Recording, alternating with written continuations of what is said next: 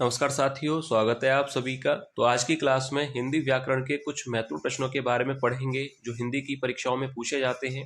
तो काफ़ी महत्वपूर्ण होने वाली है क्लास, तो आप सभी वीडियो को एंड तक जरूर देखिएगा। और जो भी विद्यार्थी पहली बार क्लास ले रहे हैं, चैनल को सब्सक्राइब जरूर कर लें, क्योंकि ऐसे ही प्रश्न चैनल पर डेली कराए जा रहे हैं। तो आप अपनी तैयारी के लिए चैनल से जुड़ सकते हैं। तो चलिए वीडियो को शुरू करते हैं और देखते हैं आज का पहला प्रश्न। तो देखिए, पहला प्रश्न है, रोला छंद में कुल कितने चरण होते हैं? ऑप्शन ए 3, 2, 4 या 5। यह प्रश्न पूछा जाता है, रोला छंद में कुल कितने चरण होते हैं? तो राइट आंसर हो जाएगा ऑप्शन सी 4। रोला छंद में कुल 4 चरण होते हैं। और एक प्रश्न और बनता है कि रोला कैसा छंद है, यानी रोला किस प्रकार का छंद है। तो याद रखिएगा, रोला एक सममात्रिक छंद है और इसमें 4 चरण होते हैं। नेक्स्ट क्वेश्चन है, अज्ञेय शब्द के लिए एक वाक्यांश है। ए, जिसे देखा ना जा सके, बी, जिसे सुना ना जा सके, या सी, जिसे जाना ना जा सके, या ऑप्शन डी, जिसे रोका ना जा सके। तो देखिए, अज्ञेय शब्द के लिए वाक्यांश क्या होगा? ऑप्शन यहाँ पर सही होगा सी, जिसे जाना ना जा सके। वाक्यांश के लिए एक शब्द होता है अज्ञेय, और अज्ञेय शब्द के लिए एक वाक्यांश होगा जिसे जाना ना जा सके। तो ऑप्शन सी राइट आंसर हो जाएगा। नेक्स्ट क्वेश्चन है, अभी अभी स्नान किया हुआ, वाक्यांश के लिए एक शब्द क्या होगा? ए, शीघ्र स्नान, बी, स्नात, सी, अधः स्नात, या डी, सदः स्नात। तो राइट आंसर क्या होगा? अभी अभी स्नान किया हुआ वाक्यांश के लिए एक शब्द, और ये परीक्षा में पूछा जा सकता है। तो इंपोर्टेंट प्रश्न की श्रेणी में आएगा कि अभी अभी स्नान किया हुआ वाक्यांश के लिए एक शब्द होगा सदः स्नात। ऑप्शन डी राइट आंसर हो जाएगा। याद रखिएगा, ऑप्शन डी राइट आंसर होगा सदः स्नात। नेक्स्ट क्वेश्चन है, हस्त का तद्भव शब्द है। ए, हाथ, बी, हाथी, सी, हस्तनी, या डी, हथियार। तो राइट आंसर क्या होगा? हस्त का तद्भव शब्द क्या होना चाहिए? तो हस्त तो देखिए तत्सम शब्द है, और इसका तद्भव होगा ऑप्शन ए, हाथ। सरल प्रश्न है, ऑप्शन ए राइट आंसर हो जाएगा। नेक्स्ट क्वेश्चन है, ठंडा घड़े का पानी पिलाइए में अशुद्ध भाग आपको बताना है। ऑप्शन ए, पानी पिलाइए, या बी, घड़े का पानी, सी, ठंडा घड़े का, या डी, कोई अशुद्धि नहीं। यानी इस वाक्य में कोई गलती नहीं है। तो देखिए, ठंडा घड़े का पानी पिलाइए, इस वाक्य में अशुद्ध भाग क्या होगा? पानी पिलाइए, ये तो सही है। घड़े का पानी, यह भी बात सही है, पर यहाँ पर ऑप्शन सी गलत होगा। ठंडा घड़े का, देखिए यहाँ पर ध्यान दीजिए, ठंडा घड़े का पानी पिलाइए में जो अशुद्ध भाग है वह है ठंडा घड़े का। यहाँ पर होना चाहिए था घड़े का ठंडा पानी पिलाइए, और यहाँ पर विकल्प हो जाएगा ऑप्शन सी, ठंडा घड़े का, जो कि वाक्य अशुद्ध है। ऑप्शन सी राइट आंसर होगा। गृह और गृह शब्द युग्म का अर्थ है।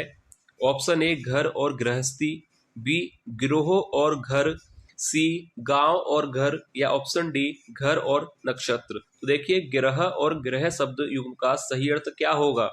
तो राइट आंसर यहाँ पर हो जाएगा, देखिए, ग्रह का अर्थ होता है घर के लिए, और ग्रह का शब्द का अर्थ होता है नक्षत्र। तो यहाँ पर ऑप्शन डी सही होगा, घर और नक्षत्र। याद रखिएगा, ग्रह यानी घर और ग्रह यानी नक्षत्र। तो ऑप्शन डी राइट आंसर होगा। नेक्स्ट क्वेश्चन है, वर्तनी की दृष्टि से शुद्ध वाक्य है।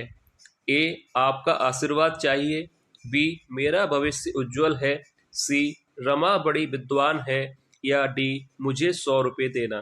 तो देखिए, वर्तनी की दृष्टि से शुद्ध वाक्य कौन सा है? तो यहाँ पर देखिए, राइट आंसर होगा ऑप्शन बी। पहले तो यहाँ पर ऑप्शन बी राइट होगा, मेरा भविष्य उज्जवल है। ये बात बिल्कुल सही है, वाक्य वर्तनी के अनुसार बिल्कुल शुद्ध है।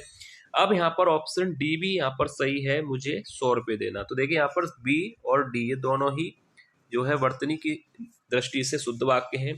ऑप्शन ए इसलिए गलत है क्योंकि यहाँ पर देखिए आशीर्वाद गलत लिखा गया है, और आशीर्वाद शब्द कैसे लिखा जाता है ये अलग से प्रश्न आता है शुद्ध वर्तनी के रूप में। तो याद रखिए, आशीर्वाद कैसे लिखा जाएगा मैं आपको बता दूं लिख के। देखिए, आशीर्वाद यहाँ पर गलत लिखा गया है, आशीर्वाद लिखा जाता है इस तरह से, और ये वर्तनी के हिसाब से पूछा जाएगा। तो देख लीजिएगा, आशीर्वाद लिखा जाएगा इस तरह से।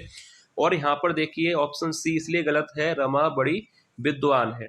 विद्वान नहीं आएगा, यहाँ पर आएगा विदुषी। रमा बड़ी विदुषी है। तो देखिए, ऑप्शन सी और ए इसलिए गलत हैं, बी और डी दोनों ही सही हैं। नेक्स्ट क्वेश्चन है, मंगला किसका पर्यायवाची शब्द है? ए यमुना का, बी सरस्वती, सी गंगा या डी लक्ष्मी। तो देखिए मंगला किसका पर्याय शब्द होगा? यमुना का या सरस्वती, गंगा या लक्ष्मी। तो राइट आंसर हो जाएगा ऑप्शन डी। मंगला शब्द किसका पर्यायवाची शब्द है? Lakshmi. Option D right answer होगा। नेक्स्ट क्वेश्चन है, जिसकी विशेषता बताई जाए उसे क्या कहा जाता है? ए विशेषण, बी विशेष्य, सी सर्वनाम या डी विशेषक। ये पूछा गया था प्रश्न, जिसकी विशेषता बताई जाए उसे क्या कहते हैं? तो यहाँ पर गलत भी होता है प्रश्न और सही भी होगा, पर ज्यादातर गलत हो जाता है। ध्यान दीजिएगा कि जिसकी विशेषता बताई जाए, यहाँ पर दिया गया कि जिस शब्द की विशेषता बताई जाती है उससे कहा जाता है विशेष्य, ना कि विशेषण।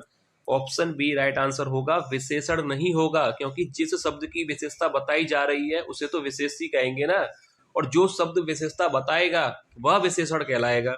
तो यहाँ पर विशेषण और विशेष्य में ध्यान दीजिएगा, जिस शब्द की विशेषता बताई जाए उसे विशेष्य कहा जाता है, और जो शब्द विशेषता बताए वह क्या होता है? विशेषण।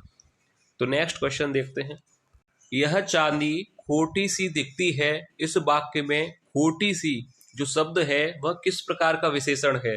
ए गुणवाचक विशेषण, बी परिमाण बोधक, सी संख्यावाचक या डी पूर्णांक बोधक। तो देखिए यह चांदी खोटी सी दिखती है, तो इस वाक्य में जो खोटी शब्द है वह विशेषण तो है, पर कौन सा विशेषण है? तो राइट आंसर होगा, सरल प्रश्न भी है ये, गुणवाचक विशेषण। पहला ही ऑप्शन सही हो जाएगा।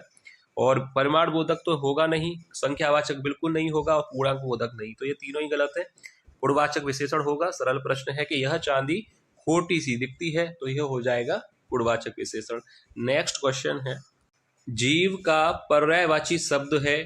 ए वचन, बी रचना, सी ध्वनि या डी जीव। तो राइट आंसर क्या होगा? जीव का यानी जीवा का पर्यायवाची शब्द क्या होना चाहिए? ऑप्शन बी रचना। ऑप्शन बी राइट आंसर होगा। नेक्स्ट क्वेश्चन है, एक वाक्य में विशेषण अशुद्ध है। ऑप्शन ए सुंदर लड़के, बी सुंदर लड़की, सी सुंदर लड़का या ऑप्शन डी सुंदरी लड़की। तो आपको बताना है कि किस वाक्य में विशेषण अशुद्ध है। तो देखिए सुंदर लड़के बिल्कुल सही है, सुंदर लड़की यह भी बात सही है, और ऑप्शन सी सुंदर लड़का यह भी सही है। तो ऑप्शन डी यहाँ पर राइट आंसर हो जाएगा। अशुद्ध आपसे पूछा गया था कि किस वाक्य में विशेषण अशुद्ध है, तो ऑप्शन डी राइट होगा, सुंदरी लड़की। तो होना क्या चाहिए था यहाँ पर? सुंदर लड़की। ठीक है, तो यहाँ पर गलत दिया गया है, सुंदरी लड़की गलत है, सुंदर लड़की होना चाहिए। तो ऑप्शन डी बिल्कुल सही उत्तर होगा। नेक्स्ट क्वेश्चन है, निम्न में एक तद्भव शब्द है? ए आंसू, बी एकत्र, सी वानर या डी उच्च। तो आपको बताना है कि इनमें से तद्भव शब्द कौन सा है। तो देखिए ऑप्शन बी एकत्र तत्सम शब्द है, वानर भी तत्सम शब्द है, और उच्च भी तत्सम शब्द है। तो ऑप्शन ए यहाँ पर राइट आंसर हो जाएगा, आंसू एक तद्भव शब्द है। ऑप्शन ए बिल्कुल सही उत्तर होगा। नेक्स्ट क्वेश्चन है, उपेक्षित शब्द में उपसर्ग है? ए अप, बी आ, सी अ या ऑप्शन डी उप। तो देखिए उपेक्षित शब्द में उपसर्ग कौन सा होगा? तो सरल प्रश्न है, ऑप्शन देखिए यहाँ पर होगा ऑप्शन डी उप। उपेक्षित शब्द में उपसर्ग होगा उप। नेक्स्ट क्वेश्चन है, दैनिक शब्द में किस प्रत्यय का प्रयोग हुआ है? इक, ऑप्शन बी दिन, सी निक या डी अक। तो दैनिक आप बोलकर देखिए, दैनिक शब्द में किस प्रत्यय का प्रयोग हुआ है? तो दिमाग लगाने की भी जरूरत इसमें नहीं है, ऑप्शन ए ही यहाँ पर सही होगा, इक। राइट आंसर हो जाएगा दैनिक। नेक्स्ट क्वेश्चन है, शुद्ध वाक्य का चयन कीजिए। ए जंक फूड से मोटापा बढ़ती है, बी हरा पेड़ ऑक्सीजन देते हैं, सी मेरे घर में तुम्हारी स्वागत है, या ऑप्शन डी सीधी लकीर खींचना बहुत कठिन है। तो शुद्ध वाक्य आपसे पूछा गया है, क्या होगा? तो देखिए राइट आंसर यहाँ पर होगा ऑप्शन डी। देखिए ऑप्शन डी राइट आंसर होगा कि सीधी लकीर खींचना बहुत कठिन है। तो ये बात तो बिल्कुल सही है और शुद्ध वाक्य है, पर ए बी सी गलत क्यों है ये भी मैं आपको बता दूं। देखिए जंक फूड से मोटापा बढ़ती है, तो गलती आपको दिख गई कहां पर है? ठीक है। बी में क्या गलती है कि हरा पेड़ ऑक्सीजन देते हैं, और होना क्या चाहिए था, हरा पेड़ ऑक्सीजन देता है। तीसरा क्या है कि मेरे घर में तुम्हारी स्वागत है, तो यहां पर भी गलती आपको दिख रही है कि मेरे घर में, देखिए ऑप्शन सी भी गलत क्यों है, क्योंकि मेरे घर में तुम्हारा स्वागत है। तो ए बी सी इसलिए गलत है और डी बिल्कुल सही है, तो ऑप्शन डी राइट आंसर होगा। नेक्स्ट क्वेश्चन है, निम्न में तद्भव शब्द होगा, ए नग्न, बी दक्षिण, सी द्राक्षा या डी दाढ़ी। तो राइट आंसर क्या होगा, तद्भव शब्द आपसे पूछा गया है। तो देखिए नग्न कैसा शब्द है, नग्न तत्सम शब्द है। दक्षिण कैसा शब्द है, यह भी तत्सम शब्द है। और द्राक्षा कैसा शब्द है, यह भी तत्सम शब्द है। तो ऑप्शन डी राइट आंसर हो जाएगा दाढ़ी।